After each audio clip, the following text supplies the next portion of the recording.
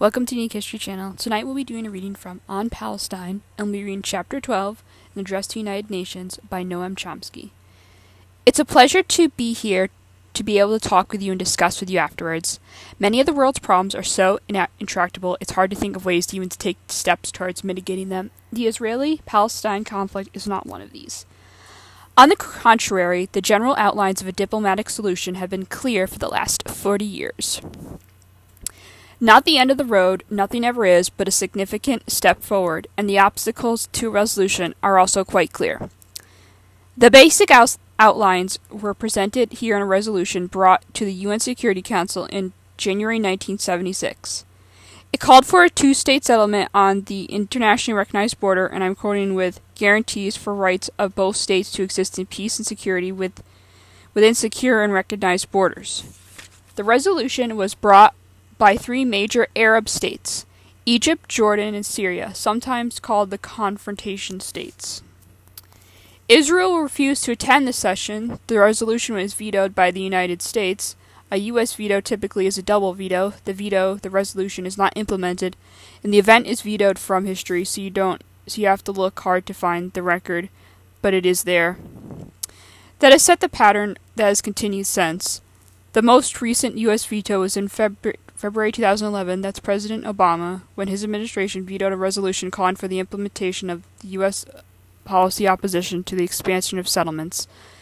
And it's worth bearing in mind that the expansion of settlements is not really the issue. It's the settlements unquestionably illegal, along with the infrastructure projects supporting them. For a long time, there has been an overwhelmingly international consensus in support of settlement along these general lines. The pattern that was set in January 1976 continues to this present. Israel rejects a settlement of these terms and for many years has been devoting extensive resources to ensure that it will not be implemented. With the unremitting supports the United States military, economic, and diplomatic, indeed ideological, by establishing how the conflict is viewed and interpreted in the United States and within a broader sphere of influence. There's no time to review the record, but its generally character is revealed by a book that was what has happened in Gaza in the past decade, carrying forward a long history of earlier crimes. Last August 26th, a ceasefire was reached between Israel and the Palestinian Authority. And the question on all our minds is, what are the prospects for the future? Well, one reasonable way to try to answer that question is to look at the record. And here, too, there is a definite pattern. A ceasefire is reached. Israel disregards it and continues its steady assault on Gaza, including the continued siege, intermittent acts of violence, more settlement and development projects, often violence in the West Bank. Hamas observes the ceasefire as Israel officially recognizes until some Israeli escalation elicits a Hamas response, which leads to another exercise of mowing the lawn in Israeli parlance, each episode more fierce and destructive than the last. The first of the series was the agreement in movement and access in November 2005. I'll give a close paraphrase of that. It called for a crossing between Gaza and Egypt as Rafah for export of goods and transit of people, continuous operation of crossings between Israel and Gaza for the import of goods and transit of people, reduction of obstacles to the movement within the West Bank, bus and truck convoys between the West Bank and Gaza, the building of a seaport in Gaza, the reopening of the airport in Gaza that Israel had significantly destroyed. These are essentially the terms of successive ceasefires, including the one that just reached a few weeks ago. The timing of November 2005 agreement is significant. This was the moment of Israel's disengagement, as it's called, from Gaza, the removal of 7,000 Israeli settlers from Gaza. Now this is depicted as a noble effort to seek peace and development, but the reality is rather different.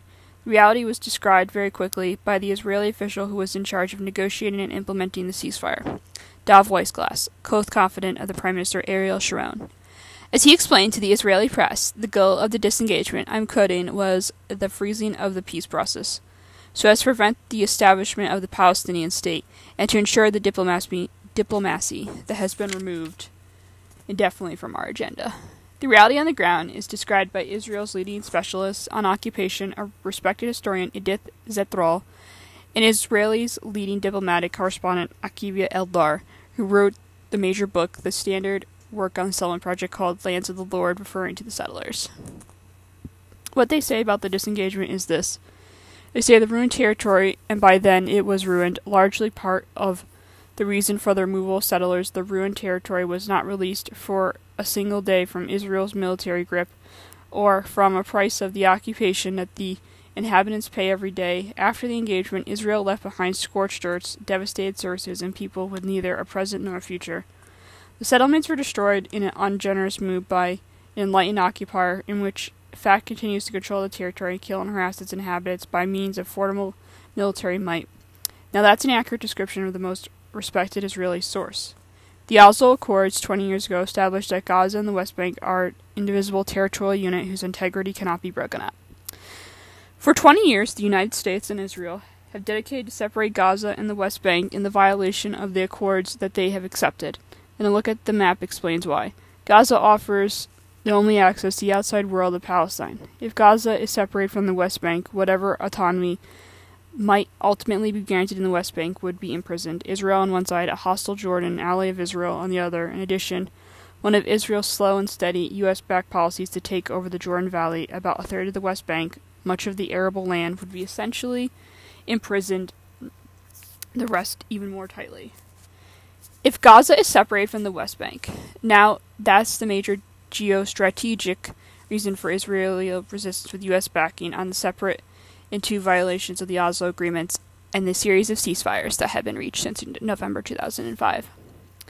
Well, the November 2005 agreement lasted for a few weeks. In January 26, a very important event took place. This, the first full, free election in the Arab world, carefully monitored and recognized to be free and fair. It had one flaw. It came out the wrong way. Hamas won parliament control of the parliament. The U.S. and Israel didn't want that.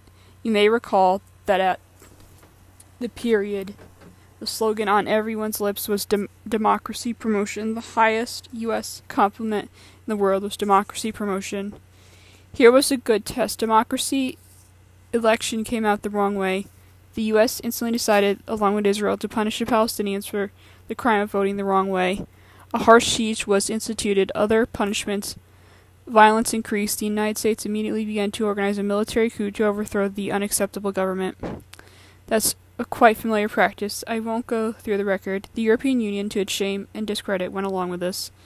There was immediate Israeli escalation. That was the end of the November agreement, followed by major Israeli onslaughts. In 2007, a year later, Hamas committed an even greater crime than winning a fair election. It preempted the planned military coup and took over Gaza.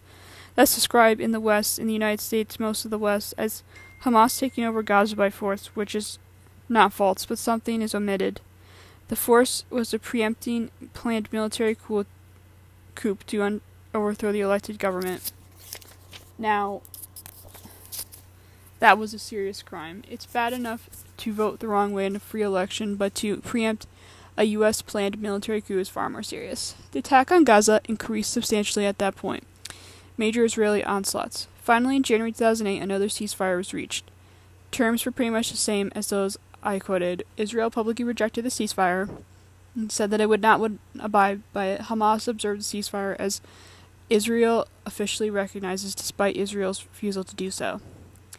Now that continued until November 4th, 2008. On November 4th, which was the day of the U.S. election, Israeli forces invaded Gaza, killed half a dozen Hamas militants. That led to a Qassam rockets attacking Israel, and then a huge Israeli response, lots of killing, all Palestinians as usual. By the end of December, a couple of weeks later, Hamas offered to renew the ceasefire. The Israeli cabinet considered it and rejected it. This was the Dovish cabinet led by 𝘗𝘕𝘢𝘗, rejected it and decided to launch next military operation. That was Caslead, which a horrible operation, so much so that it caused very substantial international reaction, investigations by the United Nations Commission, Amnesty International, and Human Rights Watch. In the middle of the assault, the incident was carefully timed immediately before President Obama's inauguration. He had already been elected, but he wasn't inaugurated yet, so he asked to comment on the ongoing atrocities. He responded by saying that he couldn't do so. The United States has only one president, and he wasn't the president yet. He was talking about a lot of other things, but not this. The attack was timed to end immediately before the inauguration, so he therefore could respond to the sayings by, well, no, there is not the time to look at the past, let's look forward to the future. Diplomats know very well that that's a slogan for those who are engaged in a serious crime. Let's forget about the past. Let's look forward to a glorious future. Well, that's right in the middle of assault. The Security Council did pass a resolution unanimously, the U.S. abstaining, calling for immediate ceasefire with the usual terms. That was January 8th, 2009. It was never observed, and it broke down completely with the next major episode of Mowing the Lawn in November 2012. Now you can get a good sense of what was going on by looking at the casualty figures for the year 2012. 79 people were killed, 78 of them Palestinians, the usual story. As the leading Middle East analyst Nathan Thrall writes, Israel recognized that Hamas was observing the terms of the ceasefire and therefore saw little incidents in doing the same. The military attacks on Gaza increased along with more stringent restrictions on imports. Exports were blocked, exit permits were blocked, and that continued until April 2014 when Palestinians committed another crime. Gaza-based Hamas and West Bank Palestinian Authority signed a unity agreement. Israel was infuriated even more. The world mostly supported it. Even the United States gave a weak but actual support. Several reasons for the Israeli reaction. One is the unity between the Gaza and the West Bank, the two movements that would threaten the long-standing policies of separating the two for the reasons I mentioned. Another reason is that unity government undermines one of the pretexts for Israel's refusal to participate in negotiations seriously. Namely, how can we negotiate with an entity that is internally divided? Well, if they're unified, the pretext disappears. Israel was infuriated. It launched major assaults on the Palestinians in the West Bank, primarily targeting Hamas. Hundreds of people arrested, mostly Hamas members. Also Gaza, also killings. There was a pretext, of course, there always is. The pretext was that 3 teenagers, Israeli teenagers in the settlements, had been brutally murdered, captured, and murdered. Israel claimed officially that they thought they were alive, so therefore launched a long 7 weeks assault on the West Bank, alleging they were trying to find them alive. Meanwhile, the arrests and attacks and so on. It turns out that they knew immediately on that they had been killed. Now they also knew immediately that it was very unlikely that Hamas was involved.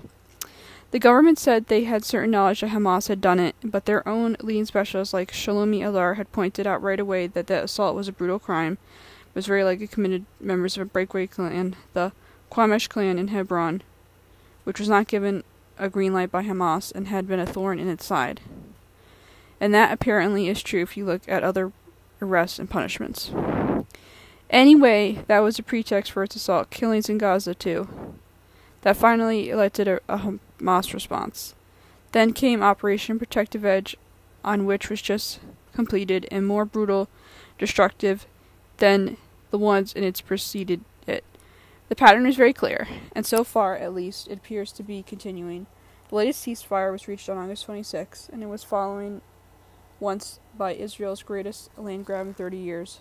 Almost 1,000 acres in the 𝘗𝘕𝘢𝘮 area, now it's called Jerusalem, Greater Jerusalem. About 5 times the size of anything Jerusalem ever was, taken over by Israel, annexed in violation of Security Council orders. The U.S. State Department informed the Israeli embassy that I'm quoting now, Israeli activity in the 𝘗𝘕𝘢𝘮 undermines American efforts to protect Israel at the United Nations, and urged that Israel shouldn't provide ammunition. Those at the United Nations who would interpret Israel's position as hardening. Actually, that warning was given 47 years ago in September 1967 at the time of Israel's first colonization, illegal colonization of 𝘗𝘕𝘢𝘮. Israeli historian 𝘗𝘢𝘭𝘦𝘴𝘵 recently reminded us of this. Little has changed since. In the last 47 years, apart from the scales of crime which continue without a break, with constant U.S. support. Well, as for the prospects, there is confidential picture. It's repeated constantly on all sides. Israel, Palestine, independent commentators, diplomats. The picture that's present is there are 2 alternatives. Either the 2-state settlement, which represents an overwhelming international consensus, virtually everyone, and that fails, there would have to be 1 state. Israel will take over the West Bank. The Palestinians will hand over the keys, as is sometimes said. Palestinians have often favored this. They say then they will be able to carry out civil rights struggle, maybe modeled after the anti-apartheid struggle in South Africa, fight for civil rights within the whole 1 state controlled by Israel. Now Israel criticized that on the grounds of what's called the demographic problem. The fact that there will be too many non-Jews in a Jewish state, in fact, pretty soon a majority. Those are the alternatives that presented overwhelmingly, hardly an expectation. My own opinion, which I've written about repeatedly, without convincing many people, apparently, but I'll try to convince you,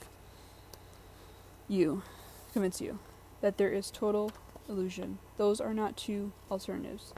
There are two alternatives, but they're different ones. One alternative is the international consensus on a two-state settlement, basically the terms of January 1976.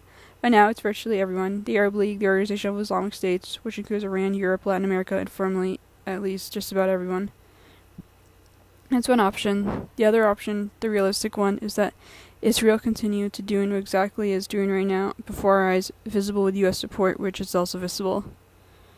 What's happening is not a secret. You can open the newspapers and read it. Israel is taking over what they call Jerusalem. As I mentioned, a huge area, maybe 5 times the area of historic Jerusalem, Greater Jerusalem, big area in the West Bank, includes many Arab villages being dispossessed, destroyed, and bringing settlers in.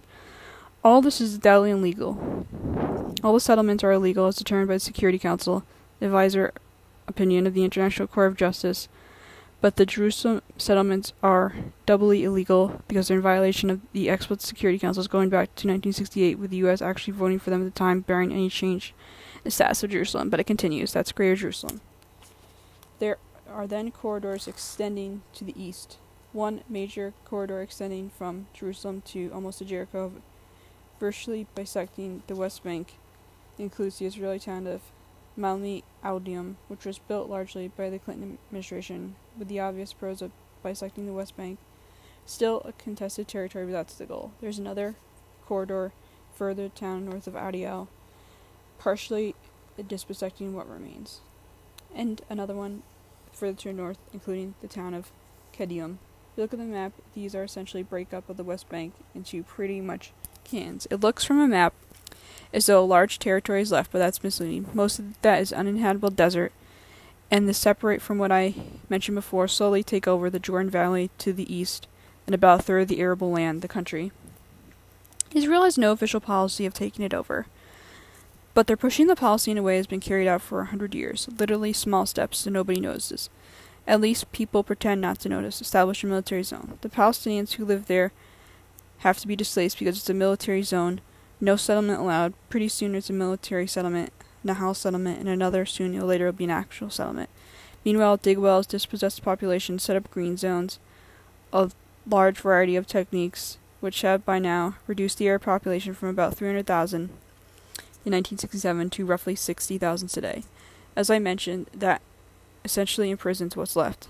I don't think Israel has any intentions of taking over Palestinian populations, concentrations which are left out of these plans.